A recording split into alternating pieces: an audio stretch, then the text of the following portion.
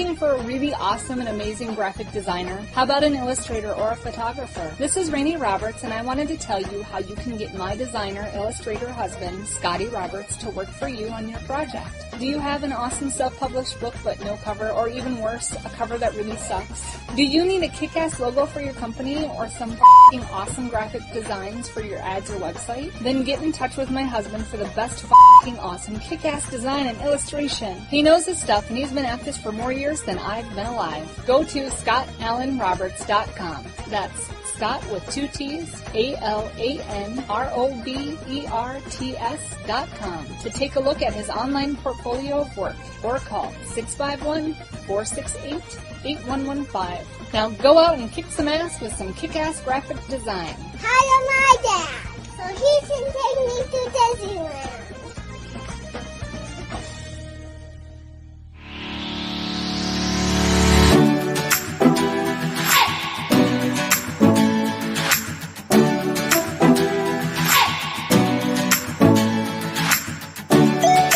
You're listening to the Intrepid radio program with Scotty Roberts. Intelligent Talk.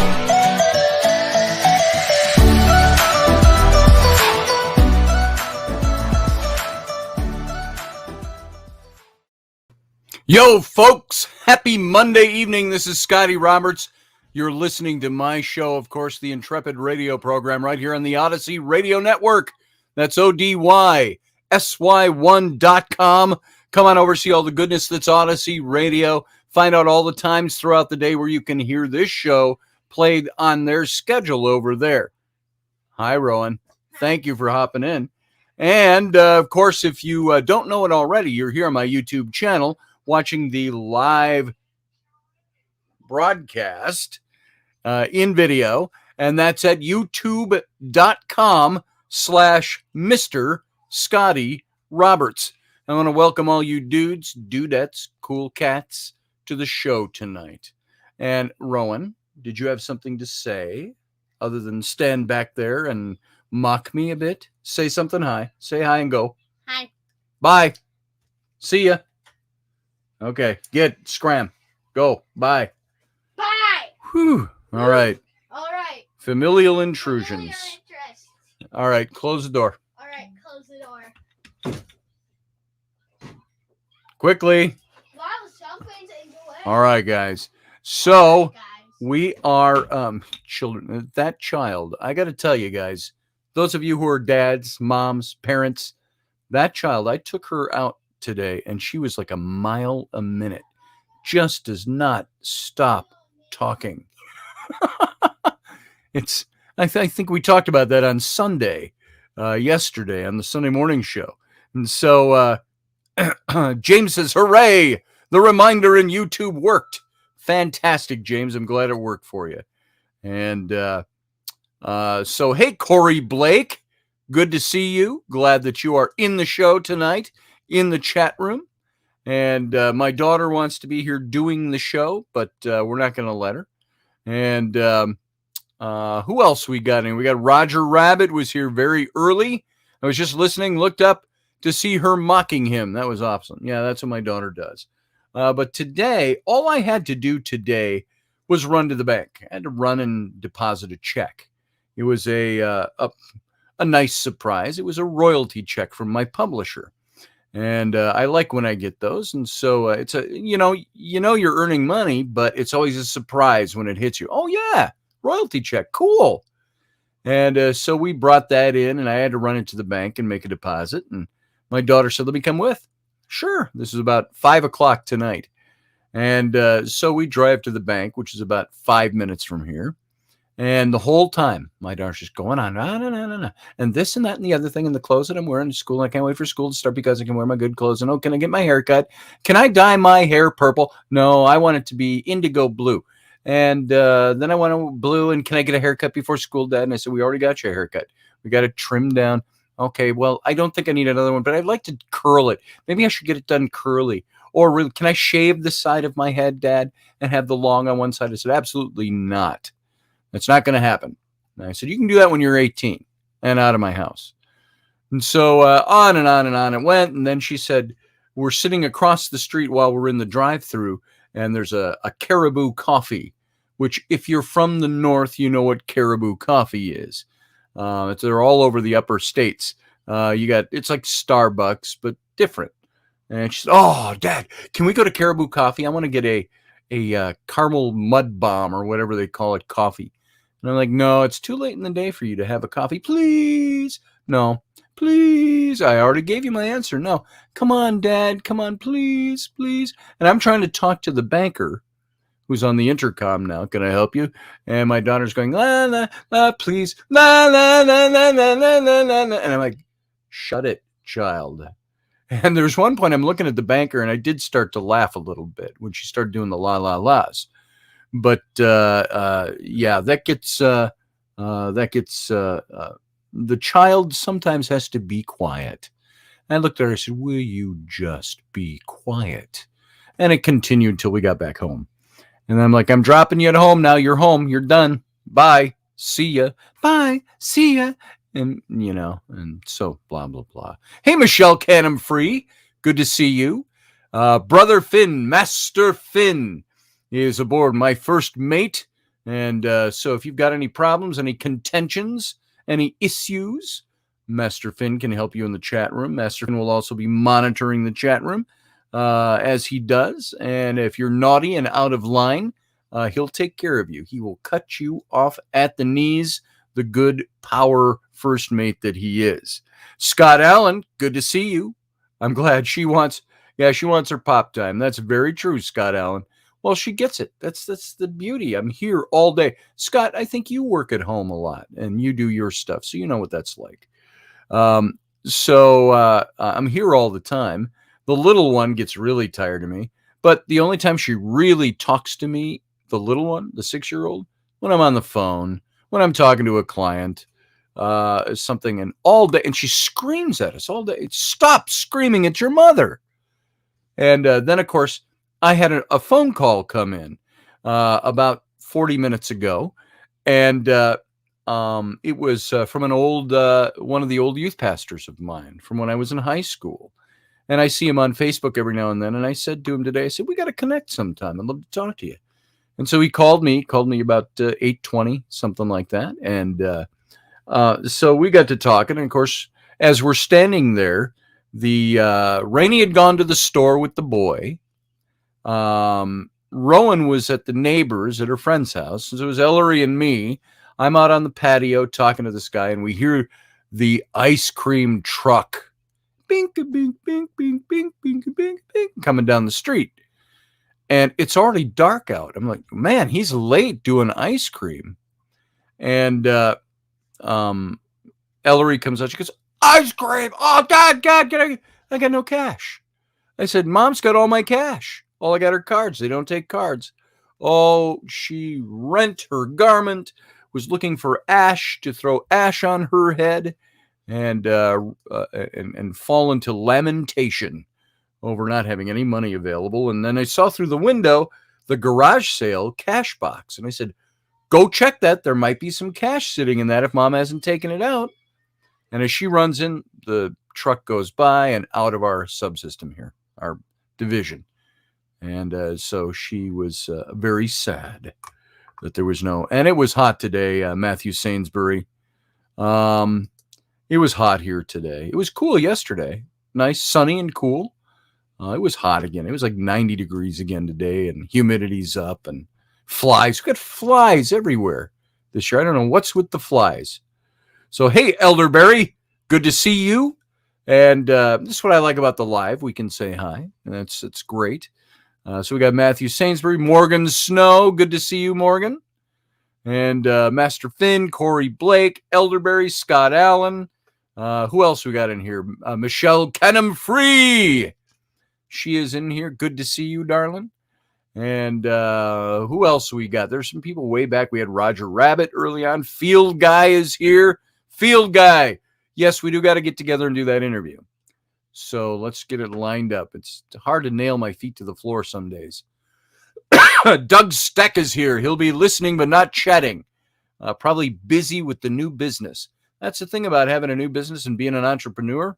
Doug, what's the saying when you're an entrepreneur?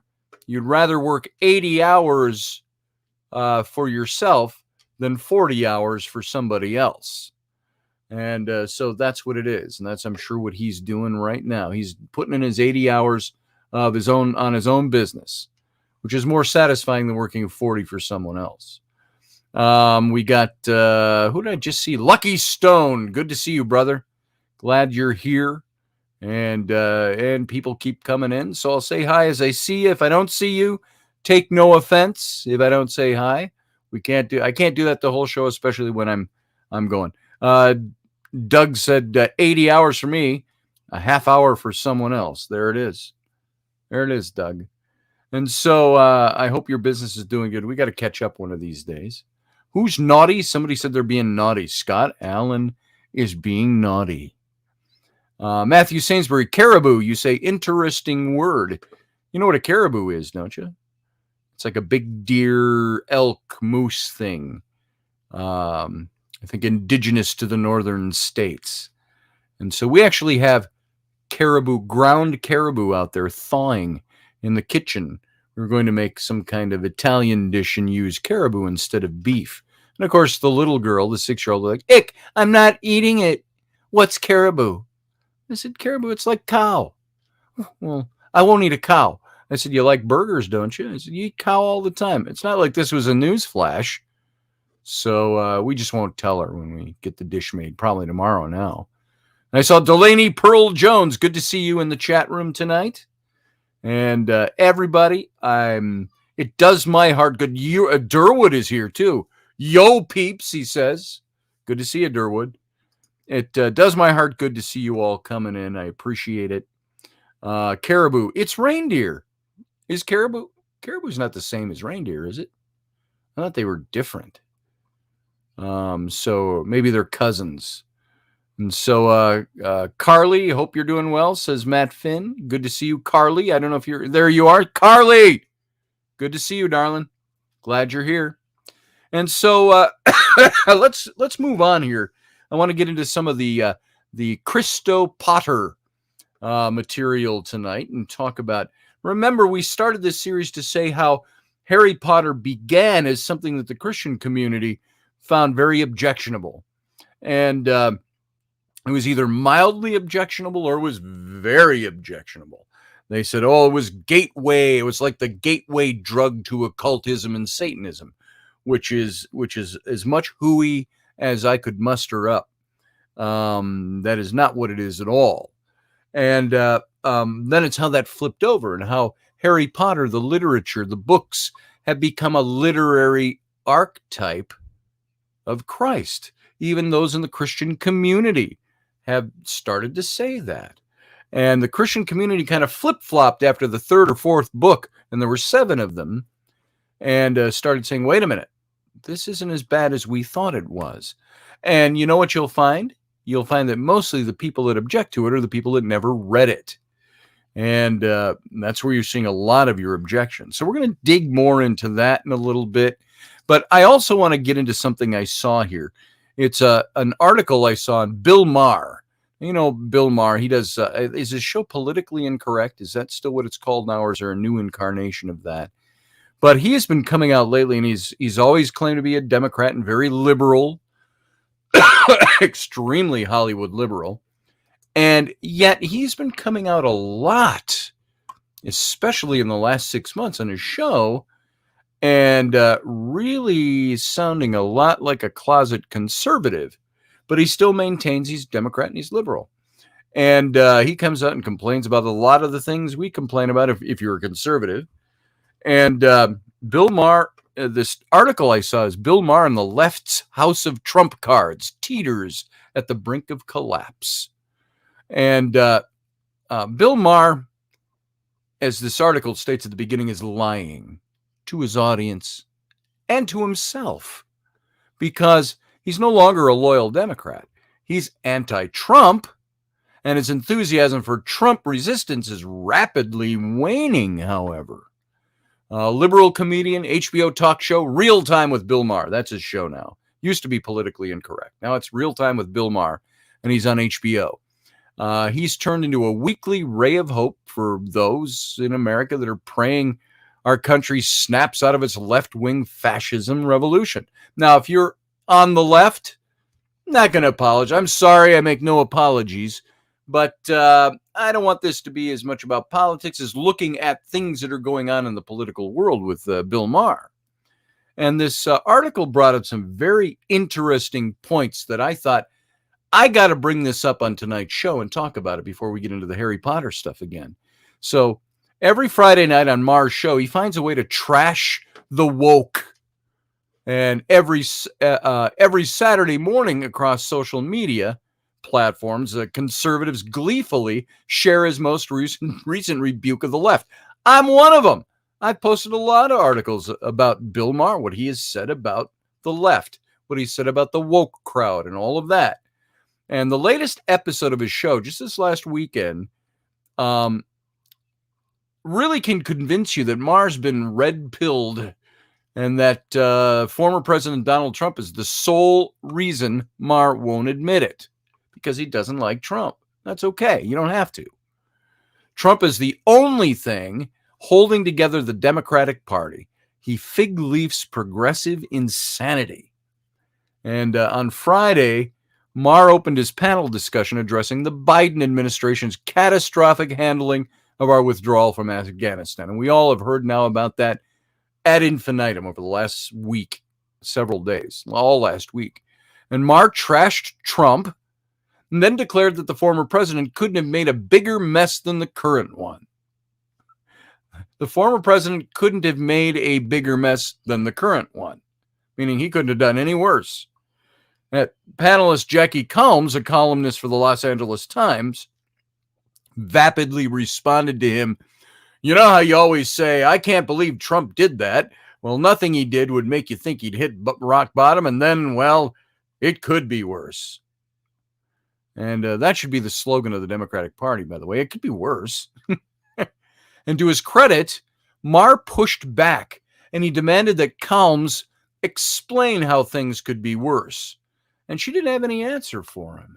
She backpedaled, claiming she wasn't trying to defend the Biden administration. And the left is a house of Trump cards. Remove Trump, and the progressive movement immediately collapses beneath the weight of its own bullshit.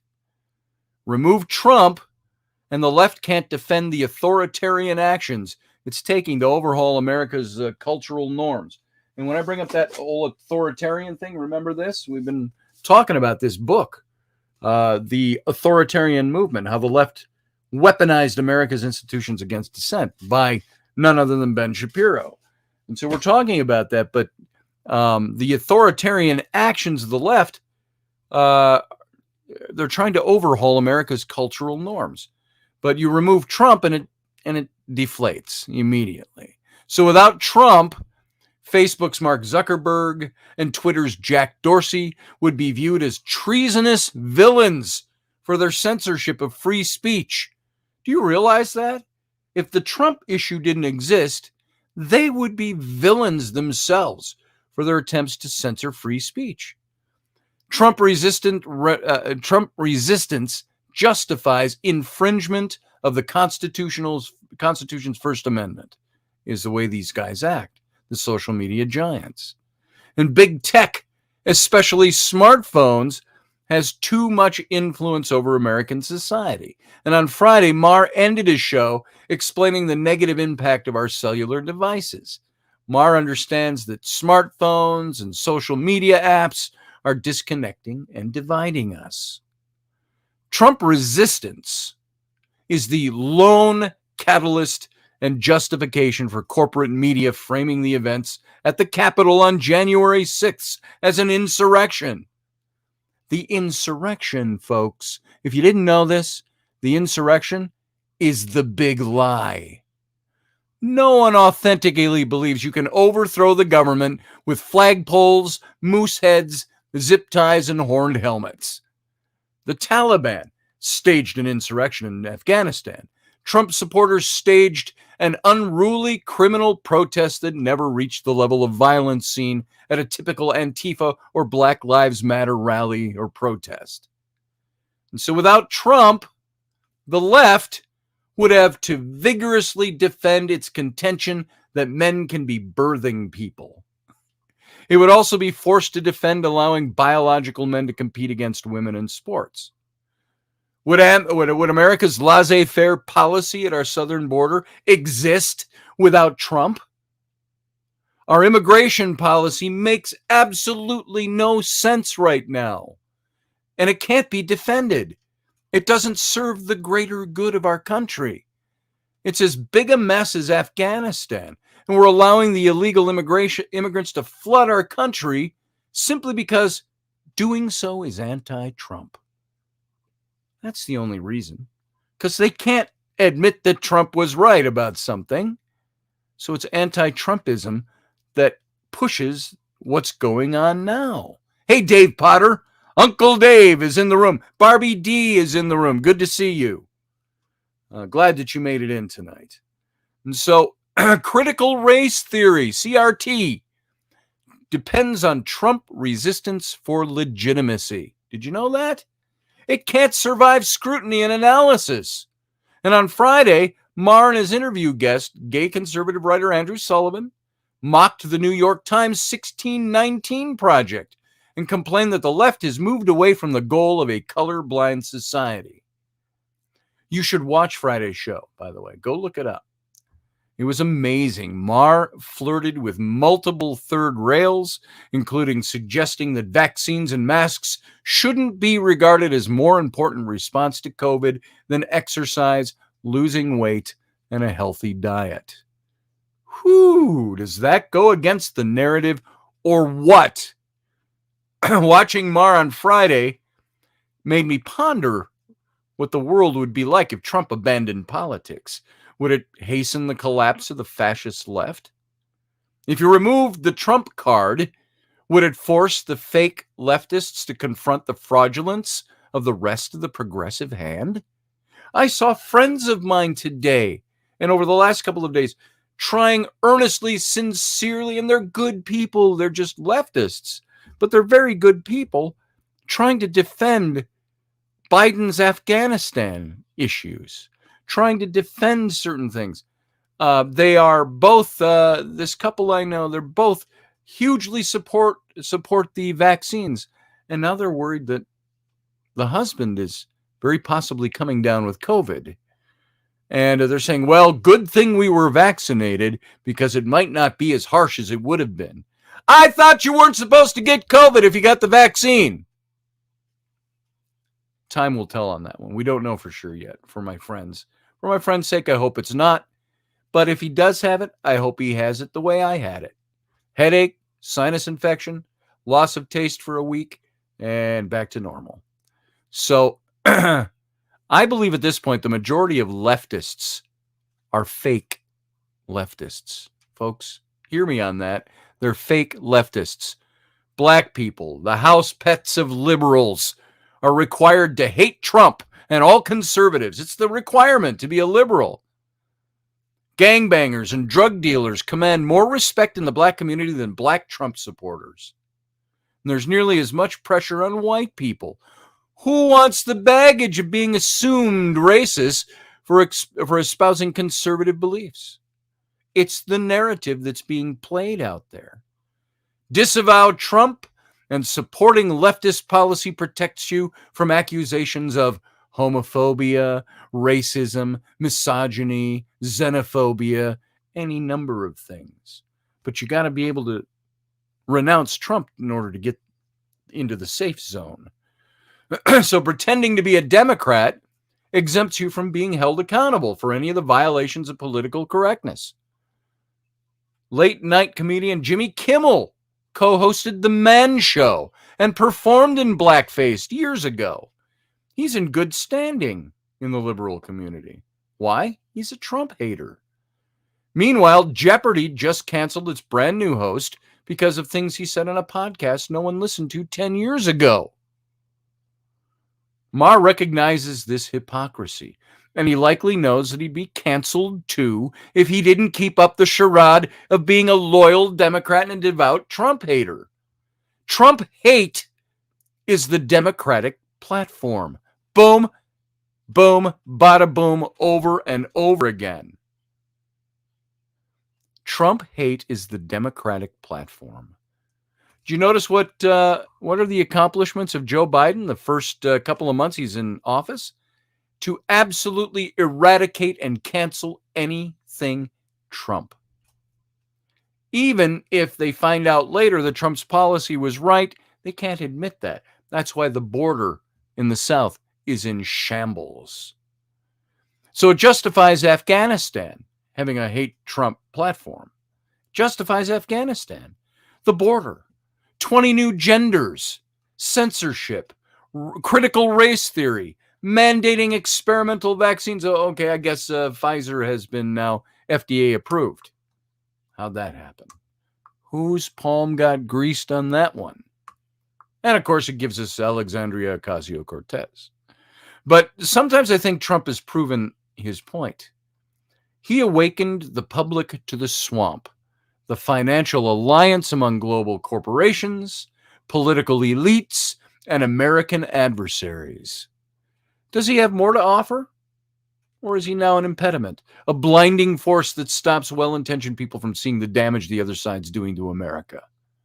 Could Trump save America by stepping aside and fully exposing the lunacy of the left?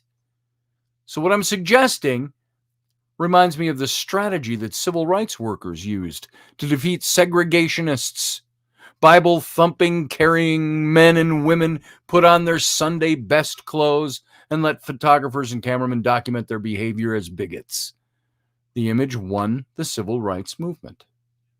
So compelling liberals to defend their agenda without their trusty Trump card would unmask their complete and utter, I'm going to say it, wickedness. There you go, folks. That's my brush with the political for today. Consider that stuff. Trump is the only reason the Democratic Party seems to have any relevance at all. So Alexander the Ganja Shaman, he says, "Hi, Scotty Roberts, big Trump supporters here from Aruba.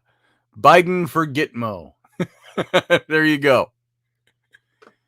Corey Blake says, "Amen, Scotty." I got to throw some of these up as we're talking about them. Let's see. What am I missing? Where'd it go? I've got two different chat rooms up here of the show. One is delayed and one is not. I get back to the live one, and it's like nuts trying to find what I just saw over on the other screen. Corey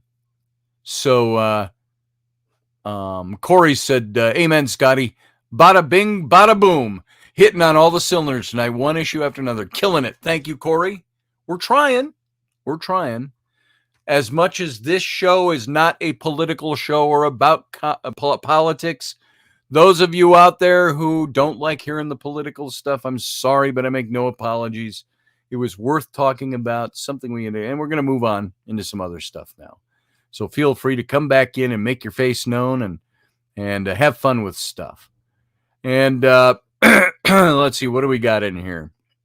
I noticed Trump had some rallies recently on Afghanistan. Yeah. Didn't Trump just have a rally in the last couple of days where he said the woke movement is a bunch of shit? I mean, that was a quote. People are like, oh, the language. Call it what it is, folks. Call it what it is. Our good captain can't help it, says Matt Finn. Don't kid yourselves, folks. Our good captain can't help it. I can't. This is who we are. This is our country, folks. You have to think about what is going on in this country, what we're bequeathing to our kids in the next generation. Yeah, softer and gentler, no, accept everybody. And I got no problem with those parts of things. I have problems where you start changing common sense to match your political agenda. I have a problem where everything that's being done is targeting the eradication of somebody you didn't like in office before. I've never seen this happen. We were talking about this the other day. How many presidents have I seen? I've seen the presidents since JFK. I was too young. He was killed when I was 2.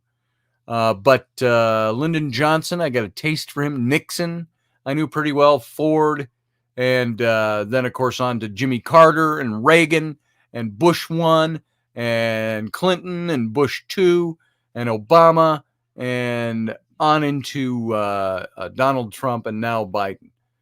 I got to tell you, I've been politically minded and politically active since I was in high school, which were the Jimmy Carter years.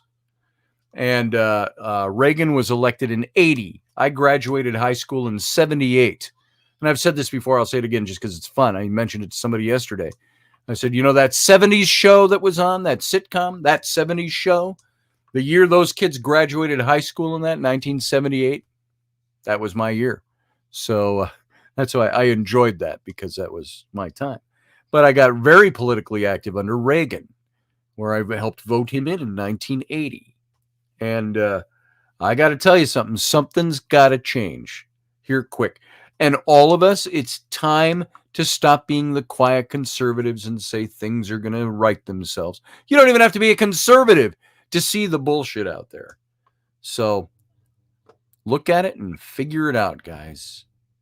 I had a rally in Alabama over the week, and 50,000 people were there, says Barbie D. Right now, I just read something today in a survey, a poll. Polls are polls. But they said for the first time since Biden entered office, a poll said more people would vote for Trump today, if the election were today, than would vote for Biden. So I still think the numbers are skewed. Numbers are funny.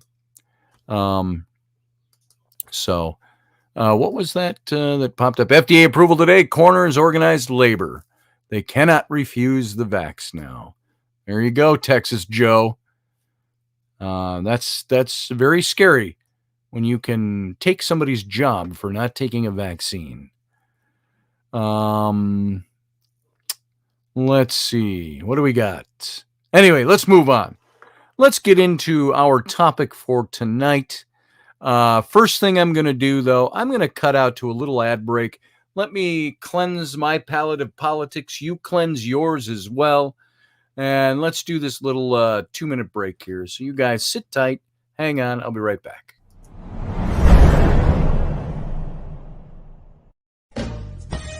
Are you looking for a really awesome and amazing graphic designer? How about an illustrator or a photographer? This is Rainey Roberts, and I wanted to tell you how you can get my designer, illustrator husband, Scotty Roberts, to work for you on your project. Do you have an awesome self-published book but no cover, or even worse, a cover that really sucks? Do you need a kick-ass logo for your company or some f***ing awesome graphic designs for your ads or website? Then get in touch with my husband for the best f***ing awesome kick-ass design and illustration. He knows his stuff, and he's been at this for more years than I've been alive. Go to ScottAllenRoberts.com. That's Scott with 2 T's, ALANROBERTS.com to take a look at his online portfolio of work, or call 651-468-8115. Now go out and kick some ass with some kick-ass graphic design. Hire my dad so he can take me to Disneyland.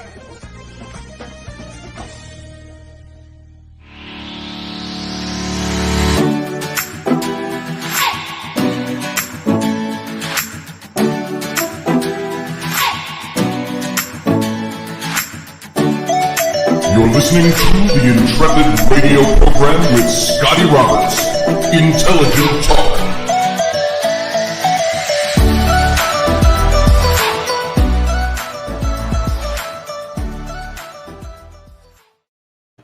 Hey, cool cats, mamas, and papas, and everything in between. Thank you for being here tonight. This is of course, the Intrepid radio program. I'm not going to do all the introductory matter again, but here we go. A little self-ad there. And starting to really work up to getting back onto the network full-time live. He's been playing all my rebroadcasts since I went down to Louisiana. So it's been 6 months since I broadcast live on Odyssey, but we're still there every day, several times a day, playing rebroadcasts. And he's taking some of these broadcasts and pulling the audio out and playing them as rebroadcasts.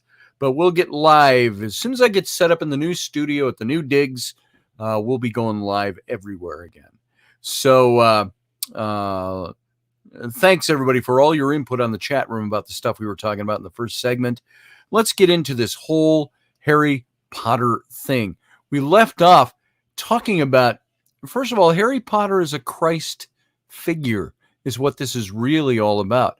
And we were looking at the historical controversy of how Christianity first did not embrace the books and held them up as being the ground level entry to Satan worship and occultism because the stories had magic in them. Of course, they have to ignore that one of their favorites, the Chronicles of Narnia, written by C.S. Lewis, which was a fantasy of the same type with lots of magic in it, but very Christ-centered and focused. They had to ignore that one because of its magic. But we kind of ended, we were talking about embracing the Harry Potter fad for a way to reach children in 2003 that Trudy Artizone, I can't pronounce her name, Artizoni, I think is the way you pronounce it, of St. Peter's Episcopal Church of Del Mar, California. She had created the Vatican Bible School program. Wizards and Wonders was the name of the program. And it was kind of a Harry Potter role play with biblical substitutions.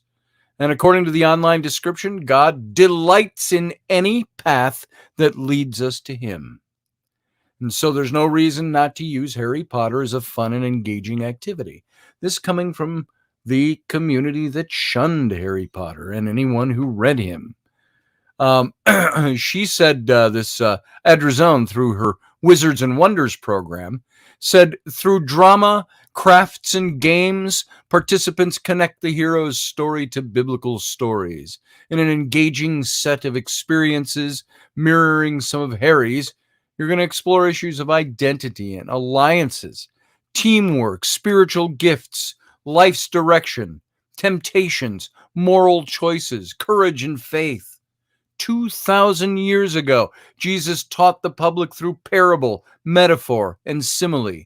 How could he make simple people grasp such vast and impossible ideas such as God, heaven, and grace? He did so by relating them to objects and experiences the people understood.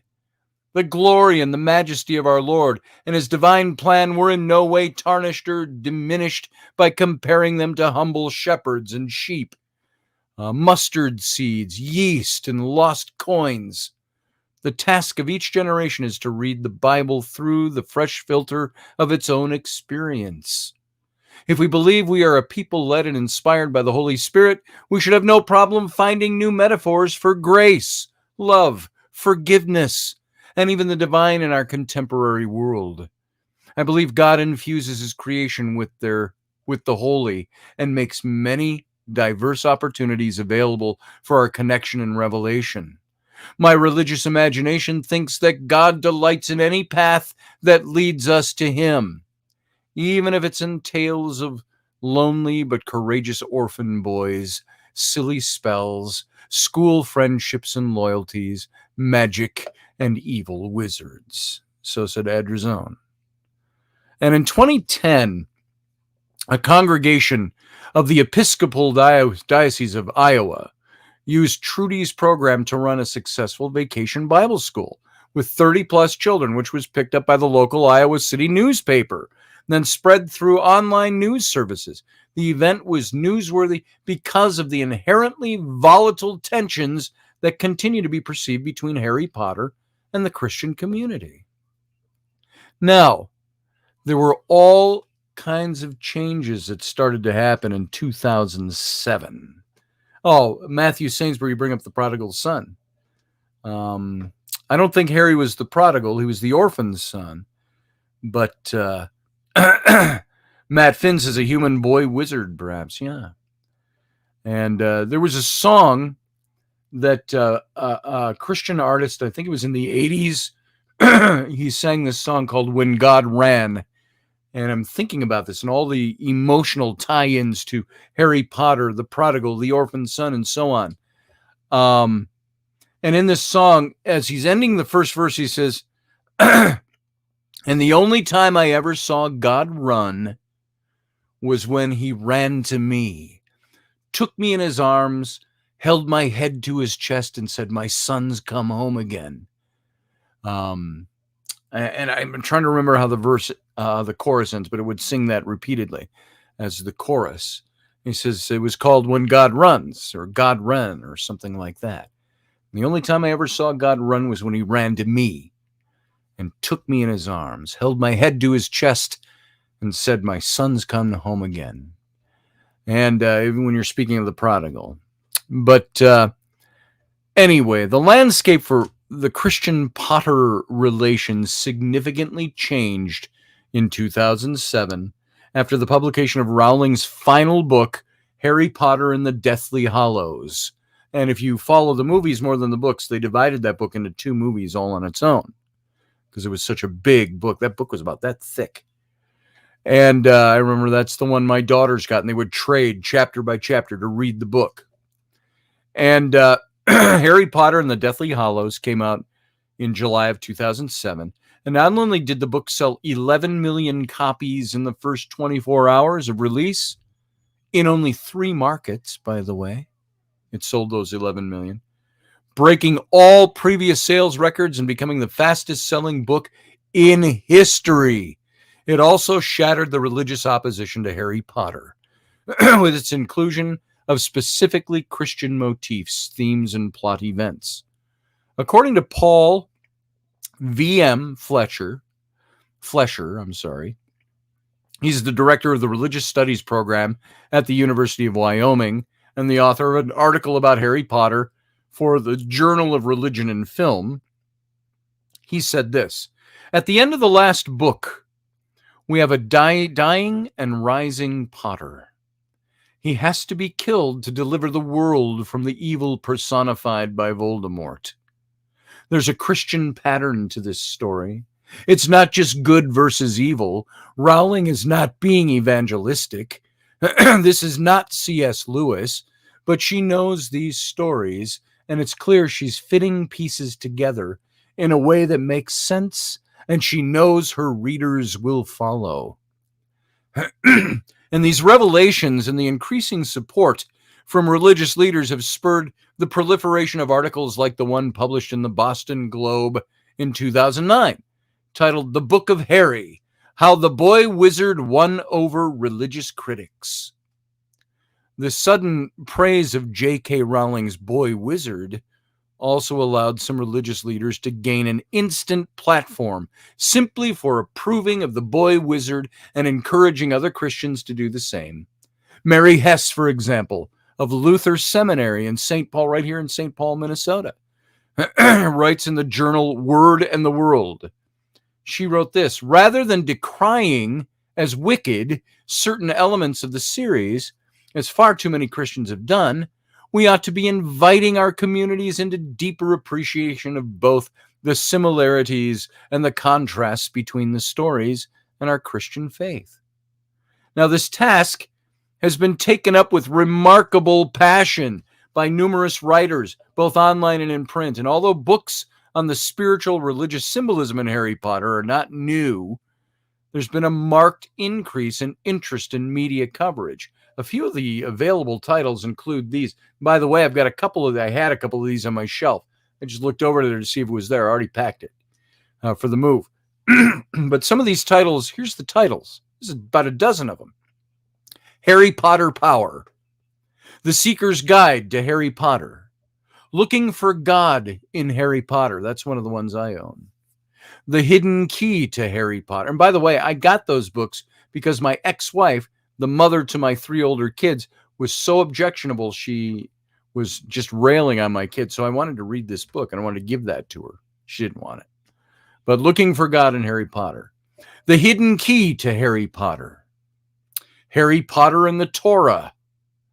What's a Christian to do with Harry Potter? A Charmed Life, the Spirituality of Potter World. Harry Potter and the Meaning of Life. Harry Potter and the Bible, The Menace Behind the Magic. Harry Potter's Bookshelf. Does Harry Potter tickle sleeping dragons? how Harry cast his spell, the wisdom of Harry Potter, the mystery of Harry Potter, the gospel according to Harry Potter. All of these books have been put out in Christian circles. One of the most recent books exploring the Christian symbolism in Rowling's work is One Fine Potion, The Literary Magic of Harry Potter, by Baylor University professor of English Greg Garrett. And answering the question, how could C.S. Lewis respond to the Harry Potter series? How would he? In an online interview, Garrett responds, I have no doubt that the Christian apologist part of Lewis would have celebrated the fact that there is no more powerful contemporary retelling of the gospel narrative than Rowling's 4,100 pages. Now that the series is complete, we know that the shape of the finished Potter narrative is the shape of the Christian story. A prophesied savior willingly lays down his life in order to defeat the power of death, fear, and hopelessness, and usher in a beautiful new world. The qualities of love, community, sacrifice, compassion, and courage that Rowling celebrates in the novels seems to me to be the qualities Christians most need to live in an authentic and faithful life. So even though no one on the books preaches, the books preach. No one in the books preaches, but the books preach. So, big question is, what did J.K. Rowling have to say? Audrey! I just saw Audrey pop into the room. Audrey, good to see you. Glad you made it in tonight. And anybody else sneak in that I didn't see? I don't know. If you did, hey, if I missed you, it's not an oversight. It's just I'm busy. So, what does J.K. Rowling have to say about all this, do you think? J.K. Rowling has always been very careful responding to questions about her spiritual views, maintaining that she couldn't comment on the book's religious content until the conclusion of Book 7. And in a 2000 interview, she stated this. This is 20 years ago. She said, if I talk too freely about whether I believe in God, I think the intelligent reader, whether 10 or 60, will be able to guess what's coming in the books. That's what she said in the year 2000. That was only a few years in. Now, not surprisingly, along with the final book of the series, which culminates in Harry's sacrificial death, some readers have made the claim that Rowling's early refusals to discuss religion, hinting that it would give away the ending of the story, proves that the entire series has been a conscious and deliberate recreation of the Gospels. According to the editorial, Is Harry Potter the Son of God? 2007 that came out. Posted on mugglenet.com by Abigail Beauseigneur. And she said, the secret to Harry Potter is tied to Rowling's Christianity. The master of the red herring has done it. She's tricked the entire world. What appears to be a book about witchcraft is a story about Jesus Christ. The story of Harry Potter is and always was a Christian allegory, a fictionalized modern-day adaptation of the life of Christ, intended to introduce his character to a new generation. Now, this is this woman's opinion. I don't know if I see it thoroughly that way, but these are the opinions that were starting to come out. And there's some truth to the view. Rowling could not have failed to be aware of the similarities between Harry Potter and Jesus Christ as she was writing. In fact, after the publication of the 7th book, she's admitted in several interviews that Harry Potter was, in some sense, modeled on the Christian narrative. In a 2007 interview, when asked by a young reader about Harry's being referred to in the books as the chosen one, Rowling replied, well, there clearly is a religious undertone, and it's always been difficult to talk about that because until we reached Book 7, views of what happened after death and so on, it would give away a lot of what was coming.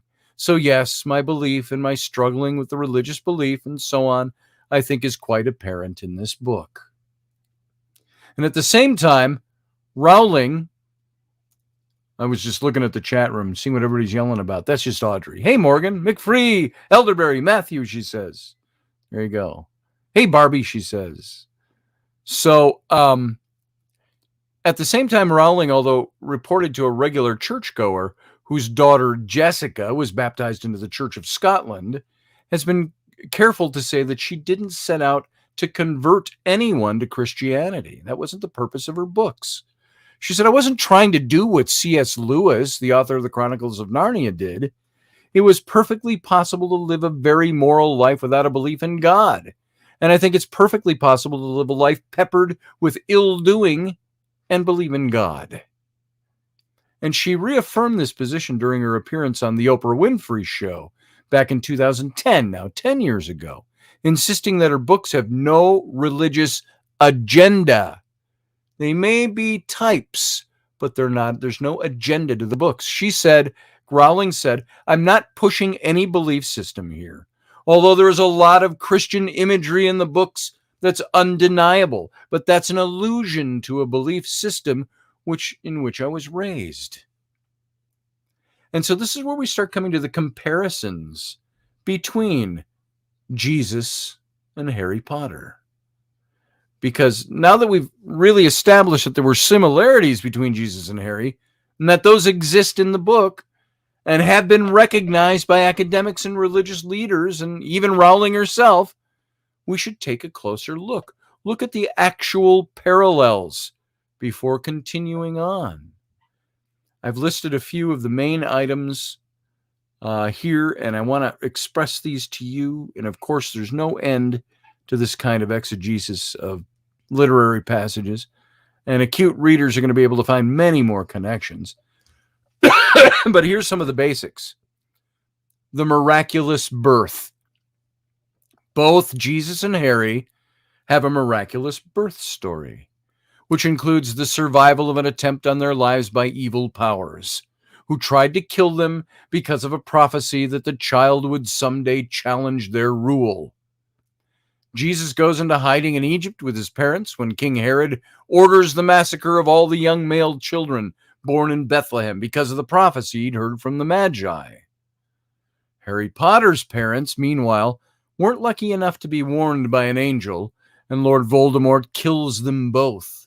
However, when he tries to kill Harry, the powerful magical protection put on Harry by his mother's love makes the killing curse backfire and hit Voldemort. Harry is taken away in secrecy by Professors McGonagall and Dumbledore and left in the house of his only living relative. And if you've read the books, you know who that is, the Dursleys. The wife, Mrs. Dursley, is the Muggle sister to Harry Potter's mom. I said his name. He who shall not be named, Audrey. He who shall not be named. Next is the childhood miracles. Of both Jesus and Harry, very little is known until after they're older. Rowling reveals a few episodes where, before Harry learned how to use magic properly, it accidentally caused accidents when he was angry. Likewise, although not recorded in the canonical Gospels, there are apocryphal writings of Jesus as a child using his miraculous powers for less than noble reasons. These are apocryphal stories. You don't find them in Scripture. At least not in approved canonical Scripture. And in the infancy Gospel of Thomas, for example, Jesus killed a boy for throwing a stone at him, and another for spoiling the pools of water he'd made. The parents of the town came to Joseph and said, "It's impossible for thee to live with us in this city, but if thou wouldst wish to do so, teach thy child to bless and not to curse, for he's killing our children, and everything that he says is certainly accomplished." That's in the Infancy Gospel of Thomas 4. I'll bet you didn't know that existed. So while the biblical story of Jesus then jumps to his adult years, or year of his ministry as recorded in the Bible, appears to be just 1 year long, Harry's main battles are all completed as a teenager. Then you have the magical powers. Slightly Slanted Sleuth, welcome to the show. He says, Jesus is the light. The light, when seen, has a beam on its right side that protrudes toward you. Harry Potter uses a wand in his right hand. And did you know some of the very earliest Roman carvings of Jesus that date back, I think, if I remember right, because I'm doing this off the top of my head, just based on what you said, Slanted, late 1st century, early 2nd century, Jesus, curly-headed, clean-shaven, performing a miracle with a wand in his hand. He's got a wand.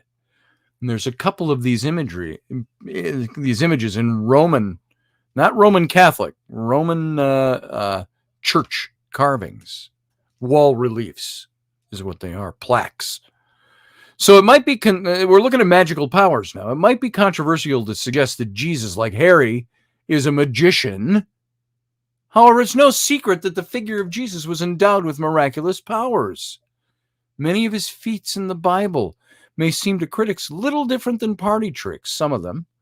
And this claim was raised, for example, by the pagan philosopher Celsus in 178 AD in the 2nd century, who claimed that Jesus had learned magic while in Egypt.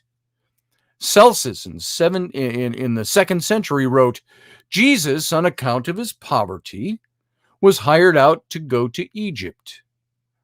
While there he acquired certain magical powers. He returned home highly elated at the possessing of these powers, and on the strength of them gave himself out to be a god. It was by means of sorcery that he was able to accomplish the wonders which he performed. Let us believe that these cures, or the resurrection, or the feeding of a multitude with few loaves, these are nothing more than the tricks of jugglers. It's by the names of certain demons and by the use of incantations that the Christians appear to be possessed of miraculous power.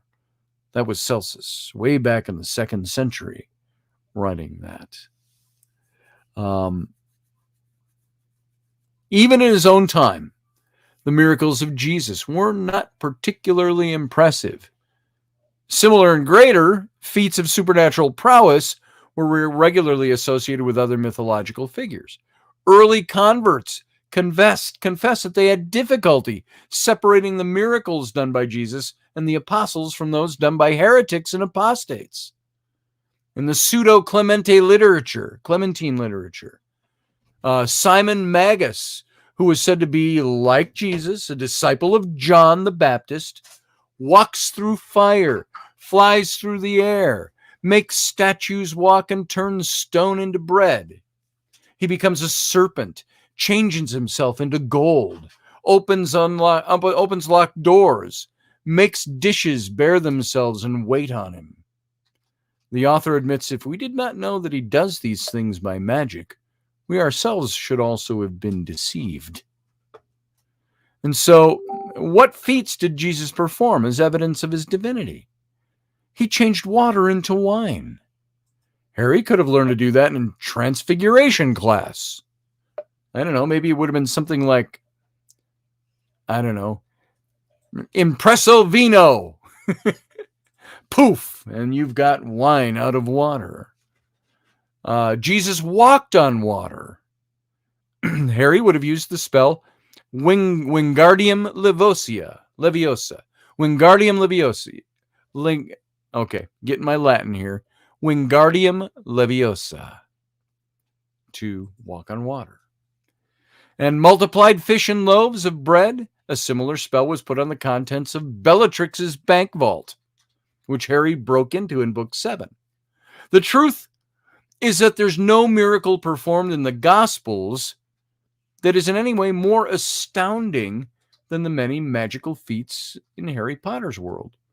A large part of what's always been made the Gospel stories exciting to readers, just like the Harry Potter novels, are the elements of magic, fantasy, and power. It's not just the holiness of the Savior, the Messiah, the kinsman redeemer. What drew people to the stories? The miraculous Jesus. What drew people to Jesus? His healing abilities. People came to get healed. Then he preached to them. So we see this magic. I've said when I talk about the magician card in the tarot, that the magician card is all about harnessing the natural elements of nature around you to make the figurative spell and cast it in order to visualize and make something happen. Visualize, actualize, and so an intent. And I've used the example in tarot of Jesus did the same thing. You notice all the miracles of Jesus were harnessing of natural energy, natural magic, calming the sea, calming the storm, walking on the water, raising the dead, multiplying food, turning water to wine, things like this. So both Harry and Jesus had their battles with evil. Jesus often battles with demons that have taken possession of a person. He calls them out. He sends them away. Harry Potter's enemies are also sometimes disguised as or have taken over the appearance of somebody else. Jesus' power comes from the one who sent him, and his enemies are all manifestations or pawns of Satan, the deceiver. Harry Potter's challenges are overcome through his faith in Dumbledore, who consciously, continuously teaches that love is the greatest magic. And Potter's enemies are mostly agents of he who shall not be named, Audrey. Also, Jesus, while good, is given power to command demons and evil forces who must obey him. Likewise, Harry is given the gift of parcel tongue, the rare ability to talk with snakes. Thus, he alone has control over evil or dangerous elements in the books, a power he often uses to the benefit of others. There's the power of faith and love in both Harry and Jesus. A central theme in Christianity is faith. God has a plan, and people should listen to and heed God's call and believe in him even when things don't seem clear or understandable.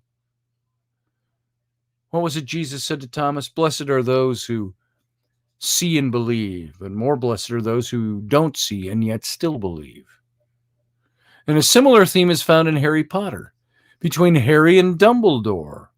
Throughout the 7 novels, it becomes clear that Dumbledore has more information about the truth of things than he's willing to share. And he has a definite plan in store for Harry, even though he wouldn't tell him what it is. And by the way, this might be a good time to insert, I really missed Richard Harris playing Dumbledore. Michael Gabaldon or Gambledon, can't think of his name, who took up the role, I think, after the second movie. He did a fantastic job. But Richard Harris will always be Dumbledore to me. And I remember the way he talked to Harry in those beginning books. You notice how those books started being very innocent and became very dark toward the end. The progression of the story. And although in the beginning, Harry has enough faith and loyalty in Dumbledore to summon Fawkes, the Sorting Cap, and Gryffindor's sword, as things get more difficult, Harry has to continuously struggle to keep his faith in Dumbledore. After the death of Dobby in Book 7, however, Harry's faith is finally given unconditionally. This is from the book, The Deathly Hallows, page 454. He had made his choice while he dug Dobby's grave. He had decided to continue along the winding, dangerous path indicated for him by Albus Dumbledore, to accept that he had not been told everything and that he wanted to know, that he had not been told everything he wanted to know, but simply to trust. He had no desire to doubt him again. He did not want to hear anything that would deflect him from his purpose. Another important Christian theme is love. The golden rule, love your neighbor as yourself. What was Jesus asked by the Pharisees? What is the greatest commandment? He said, love the Lord your God with all your heart, soul, mind, and strength, and love your neighbor as yourself. And it's sometimes recognized as Jesus' single greatest ethical teaching. And the simple claim that God is love is not infrequently given as a definitive statement of Christian belief. Likewise, in the Harry Potter series, we learn that love is the greatest magic. It's more powerful than Voldemort's dark skills. And it's the magic that protects Harry from his enemies and guarantees his eventual victory. Dumbledore, the surrogate God the Father figure in the novels, promotes the idea that love is more powerful than all other magic, something that Voldemort never accepts. Dumbledore said, "The old argument," he said softly. I think of Richard Harris's voice. And the old argument, he said softly, "But nothing I have seen in the world has supported your famous pronouncements that love is more powerful than my kind of magic." Dumbledore. Oh, it wasn't Dumbledore who said that. I'm sorry. I think that was from the Half-Blood Prince. "The old argument," he said softly, "but nothing I've seen in the world has supported your famous pronouncements that love is more powerful than my kind of magic, Dumbledore." Incidentally, a passage from the book of John in the Bible, the Gospel of John, concerning love, can be used in defense of Harry Potter. "Beloved, let us love one another because love is from God. Everyone who loves is born of God and knows God. Whoever does not love does not know God, for God is love." That's 1 John 4, 7 through 12. The Epistle of John. And in the series, Harry Potter knows love, and it's this power that enables him to defeat Voldemort. Therefore, it could be argued that Harry Potter is born of God and knows God. Ever thought about that with all the hell and brimstone and all the preachers out there that tell you one thing? What does the Bible say? 1 John 4, 7 through 12. Beloved, I'm going to repeat this. Beloved, let us love one another, because love is from God. Everyone who loves is born of God and knows God. Whoever does not love does not know God, for God is love. If that doesn't say it outright, nothing does. The message of Jesus, the message of the Gospels, the philosophy of Jesus. Audrey says, "Matthew, it seems that most hero stories have a similar theme. It's proven to work and something relatable in all cultures. At least that's what it seems to be, in my opinion." Yeah, read The Hero of a Thousand Faces by Joseph Campbell. The Hero's Journey, I think there's a book called. Read those. You'll see the hero's quest spelled out in mythology. Matthew Sainsbury said, "I find pastors and ministers like to feed on the wrathful God too much." Yes, they do, because they want to control your thinking, Matthew. Right now, if I can make a political analogy, the left in this country are the fire and brimstone preachers experienced in religion today. They live on fear. If there is not enough fear out there, they will lose control of the masses. Common sense, folks. Put it together. Look at history. How do you control the masses? By fear. Fear is the great controller. What are the greatest fears being preached to us today from the government? Figure it out. We're already at 9 minutes after 10. I have so much material here to go through. We can look at the sacrificial death and the subsequent resurrection. And there's a lot of information I've got on that. The half-breeds, the lions and the serpents, a girl, a sword, a snake, and a flying hero. 7 seals, 7 horcruxes. If you're familiar with the novels, you know what that is. James, Peter, and John, and how those things all work together. And there's so much here I can't go on tonight and do it any justice. So we're going to save those for tomorrow night. This is beautiful stuff. I really enjoy this myself, and I hope you are enjoying it. I think this is good stuff, and it's good for us to know these things.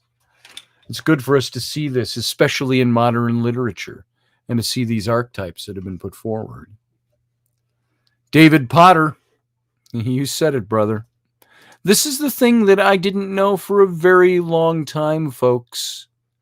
I didn't understand this. I was a hell and fire and brimstone and salvation and all of that kind of preacher. And yet we downplayed the love of God. You said, yes, God is love, but God is a God of holiness as well. And that's why his love will not endure the unholiness of sinful man. That's why he created hell and so on. That's the way we had put it. And so, Audrey, I hope you can be here tomorrow again, too. That'd be fantastic. Guys, there it is. David Potter, Uncle Dave said it best. Amen, brother. Love is the way. And I will say this. I don't say this enough to Dave because he's not here to defend himself. I'll say this. Dave is one of the most loving men I know. He loves my kids, all my kids. He's always been there as an uncle. He's there for me, for my wife. He's there for so many people. So Uncle Dave is my friend, my dear friend, and he's a wonderful, loving person. So when he says, amen, brother, love is the way, he's also a very tough guy, too. So all of that works out the same way. All right, folks, that's it. We're done for tonight. I want to thank you for being here. I want to thank you for spending your time here. It means a lot to me that you do that. And as always, you know what? Till tomorrow night, live long and prosper.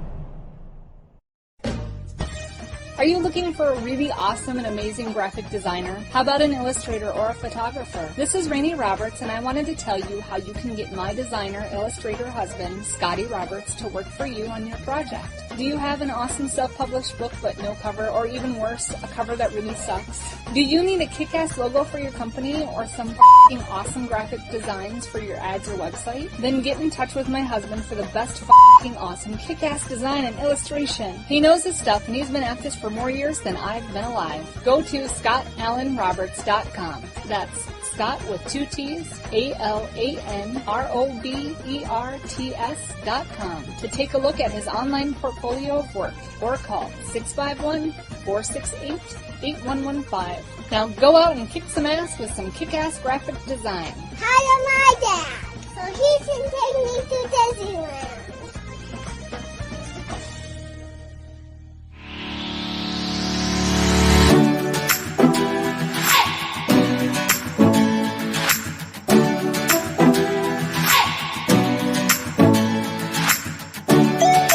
You're listening to the Intrepid radio program with Scotty Roberts. Intelligent talk.